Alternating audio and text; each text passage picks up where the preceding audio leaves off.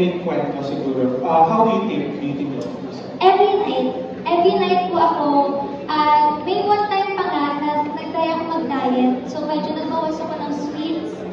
Ito na yung naging sweets ko kasi ang tamis niya. So parang every night ito na yung parang ginagawa ko ng dessert actually. So every night nagtitake ko ng isa. Kapag nakakalimutan ko po sa gabi kasi minsan pagod po from eating, nagtitake po ako sa morning. Una ko po siyang tinitake sa morning. Tapos bago po matulog, ito po yung last kong tinitake. Minsan twice, minsan once a day lang po. Depende kung gano'n ako kapagod. Kaya kapag alam kong super pagod ako, and meron akong event, kinabukasan, nag-twice a day po ako para mas glowing ako.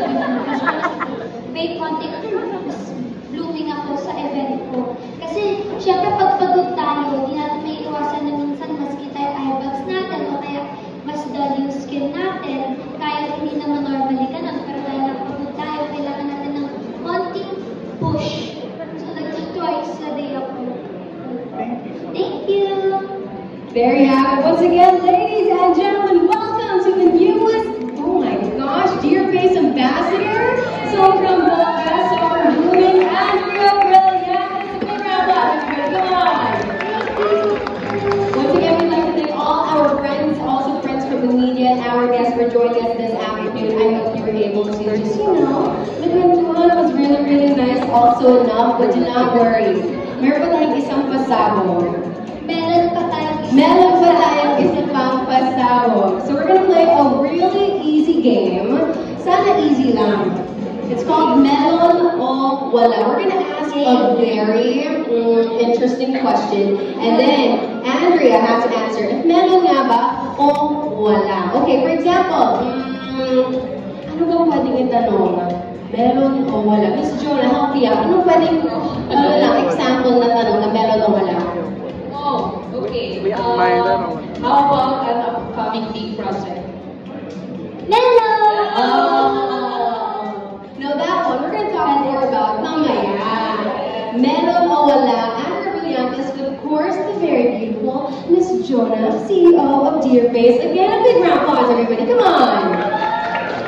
Okay, Andrea, as you have partnered with Dear Face, and of course, its beautiful CEO, Miss Jonah, meron ba kayong similarities na gustong i-share with everyone? So, parehas, of course, parehas kami nagtitake ng beauty milk ni Miss Jonah. Parehas na kami water sign. Meron pala, no? Meron. At saka, parehas kami CEO. Miss Jonah. Well, nabanggit na yung line. Well, of course, hindi naman sensi. But, meron kaming similarities because we always drink our beauty milk. And we are both water sign. Oh! Yeah, I'm Cancer. Ako pa I see also. Yes. And we both love going to the beach. Yes! Any water signs, parehas silang blooming, parehas maganda. So meron, syempre madami silang similarities to Miss Jonah. Okay, next question. Andrea, meron pa rin bang days when your skin feels dull? Wala na. Wala na kasi nagtitake ako ng beauty milk every night. Love. Yeah. Ikaw, Miss Jonah. For me, I think since very stressed talaga yung work ko every day, and I'm juggling like multiple responsibilities, like I'm a mom, and then also I run so many businesses then. But every time I drink talaga beauty milk at night, nakakatulog ako agad. And, you know, hindi lang natin na-appreciate yung quality sleep, but it actually regenerates your body talaga overnight. So the next day you wake up, you're feeling refreshed and renewed. So malaking help talaga si beauty milk. So I think for that question, wala akong dull days for my skin. There you have it. Okay, the third question though. A question that everybody is so curious about. Okay, so, alam naman natin si Andrea, magandang bata, sobrang blooming. Yes, correct. Every single second of every single day extra blooming. So Andrea, meron o wala? Meron bang nagpapasaya sa'yo ngayon? Meron. Dear Face Beauty Milk. Come on, you guys, big round of applause. Specifically, meron flavor ko. Yung po yung nagpapasaya sa akin ngayon. Ayun. Love it. And of course, being here, masaya ako. Kasama kayo lahat, masaya ako. Pinapasaya niyo ako. Wow! Okay, everybody like that answer? Yeah? Oo, syempre, meron na ako siya kay Andrea kasi nga nandito tayong lahat. But moving forward to the next question for you, Andrea, meron bang other things aside from Dear Face, aside from Beauty Milk, ang ginagamit mo to be very blooming or to just take care of yourself? Honestly, mas binigyan ko lang po ng importance yung sleep ko and yung pag-rest ko. At ilang beses ko na sinabi, I don't really work out, pero ngayon po, mas active na ako. Nag-swimming ako, tapos pinag-muay lessons ako sa new show ko. Nahirap ako kasi I don't work out, pero it helps me na maging active. So I think nakakadagdag din yun sa self-care ko. Kasi mas nag-move ako, at saka yun, rest, tapos pagiging active. Tapos, hindi na ako masyado lumalabas-labas. So, mas may time ako na maalagaan ng skin ko. Siguro yun yung nakakatulong sa akin ngayon, other than meeting. Especially, napaka-init. At saka surrounding yourself lang din with a positive group. Kasi kapag kasama mo yung mga nag-bring out ng best sa'yo, talagang mas gumagay, mas Exactly. How about you, Miss Joan? Well, right now, actually, I don't have any exercise routine. Unlike Andrea, sabi ko nga, ang galing kasi she can actually journal yung kanyang personal life and also grabe yung taping niya. Parang everyday nasa taping siya. And luckily, she's here.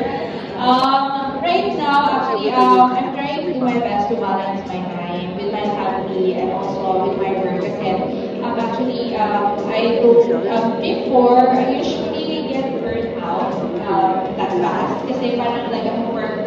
But right now, I'm trying to balance everything. Kasi I know that if I am not okay, I cannot work on an empty time. So I'm prioritizing myself here right now. And I'm loving myself. Woo! Yan ang best self-care. I self-love. Okay, before we proceed to the last question, tips on self-care besides self-love, staying at home. Kahit one-liner lang. Uminom ng beauty milk. Yun ang tips ko. Uminom ng beauty milk. And maging consistent. Kasi may mga, syempre magtitake sila siguro isang glass o dalawa. Tapos pagreklamo sila na wala sila nakikita ng result ba, walang effect. Well guys, may reason kaya bakit sa isang pack mayroon 10 sachets para makonsume natin lahat. Tapos maging consistent tayo para makita tayo talaga ng effective results. So, kapag bumili kayo, ubusin nyo guys para makita nyo ng result. Yun po. Love it. Tips on how to drink beauty milk. Okay? Be consistent. Ubusin. Yes. Lahat mo nandun sa lagayan, sa package. Every night, every day. Okay, down to the last question though. We did talk about taping. So Miss Jonah mentioned kanina, oh my gosh, you've been so busy, taping every single day. Talk about big upcoming projects. Meron ba kaming mga asahan sa'yo in terms of that?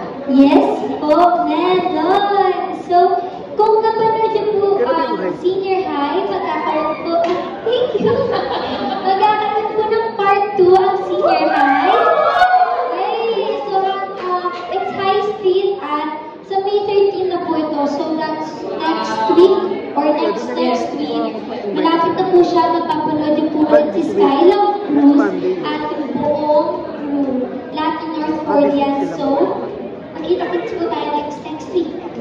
There you have it. Ladies and gentlemen, welcome to a new era of beauty with Dear Face and Andrea Brillantes. A big warm round of applause, everybody. Come on.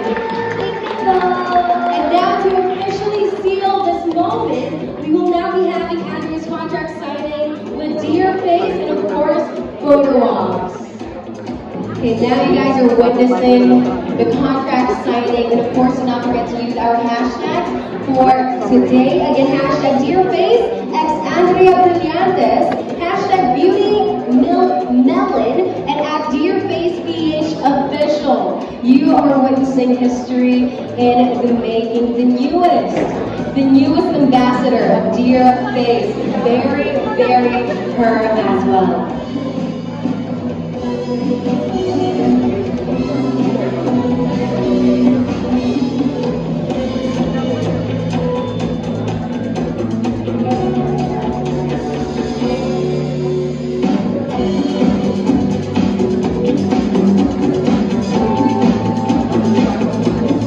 There you have it, ladies and gentlemen. Welcome again, the new era of beauty with Dear Face and Andrea Brillantes. A big, warm round of applause. And of course, let's all stand up, take a photo.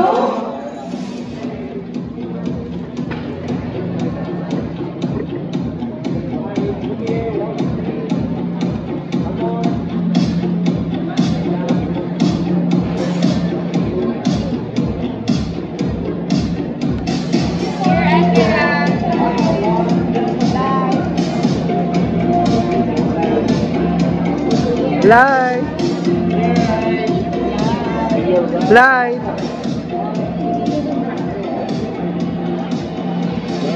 Live. Again, let's give it up once more to Andrea Brillantes and the Dear Face team. As we step into this new era, we are not just unveiling a fresh face, because we are also celebrating the bloom of Dear Face.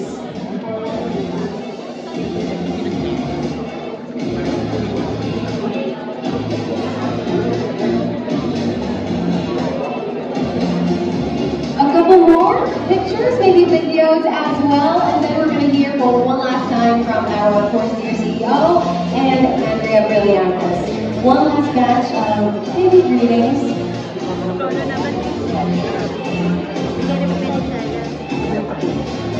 And of course, starting with our dear CEO, one last message before we both send you off. Wow, that's so fast. But I'd like to thank everyone who actually gets here and joined us as we launch Dear Face X Line. And you don't know how much happy I am for you guys to witness this launch. And I am very happy also to welcome Live and super excited naman sa mga susunod pa mangyayari with this project and partnership. Of course, ulit gusto ko magpasalamat sa lahat po ng pumunta dito. Sana po nag-enjoy kayo to spend the afternoon with us. And kay Ms. Jonna, again, thank you so much po. And I'm so happy to be a part of this family. Yay! Kasama na ako sa family ng Dear Face. Thank you. Well, and once again, ladies and gentlemen, welcome to a new era of beauty with Dear Face and Andrea Brillantes. A big, warm round of applause, everybody. Come on.